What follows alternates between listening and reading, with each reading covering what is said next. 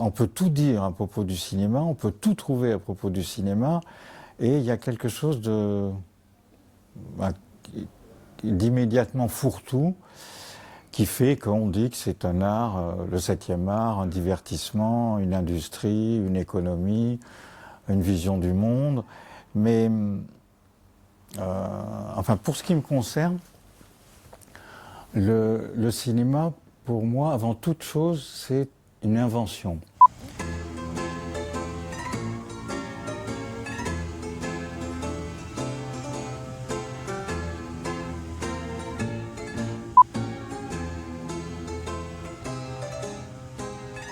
C'est une invention qu'on attribue, alors peut-être pas tout à fait arbitrairement, mais qu'on attribue aux frères Lumière, et qui date non pas de cette fameuse première séance qui avait été donnée au salon indien du Grand Café, mais il y a eu un dépôt, les frères Lumière ont déposé un brevet d'invention du cinématographe.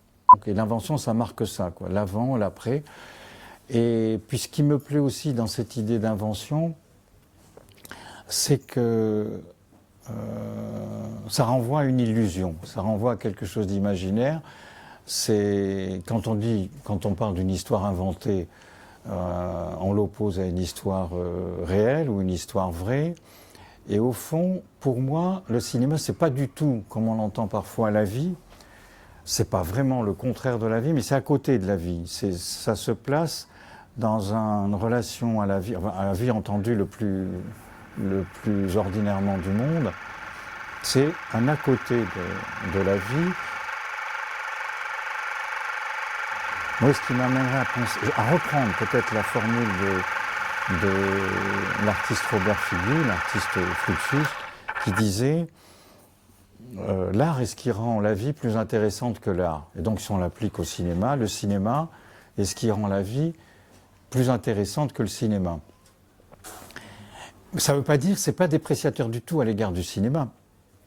Au contraire, ça veut dire que jusqu'à cette fameuse date du dépôt de brevet, la vie s'est passée du cinéma et l'humanité s'en portait pas plus mal.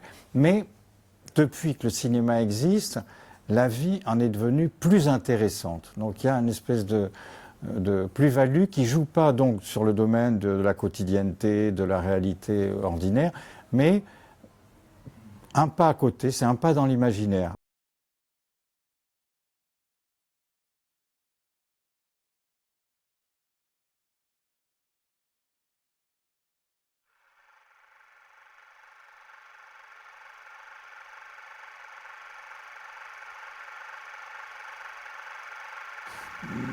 Il faut filer un peu ces métaphores autour du cinéma et des origines du cinéma. Il y a toujours cette métaphore de la caverne platonicienne. Alors on est dans le noir et puis on voit au fond, à la sortie, dans la lumière, des ombres qui se découpent.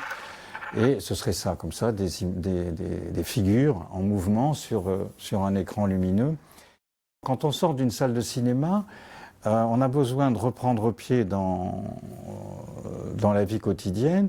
Et il y a une espèce de déphasage parce qu'on s'est trouvé aussi dans une salle qui était, comme on le sait, on l'a dit maintes et maintes fois, une sorte de caverne, une caméra oscura, à l'abri du monde. Et donc on a ce lieu de l'imaginaire avec ces images en mouvement et puis cet autre lieu dans lequel il faut bien qu'on circule puisqu'il faut bien sortir de la salle de cinéma à un moment donné. Moi je me souviens d'être allé, je crois que ça n'existe plus, je ne veux pas dire malheureusement, mais d'être allé au cinéma permanent.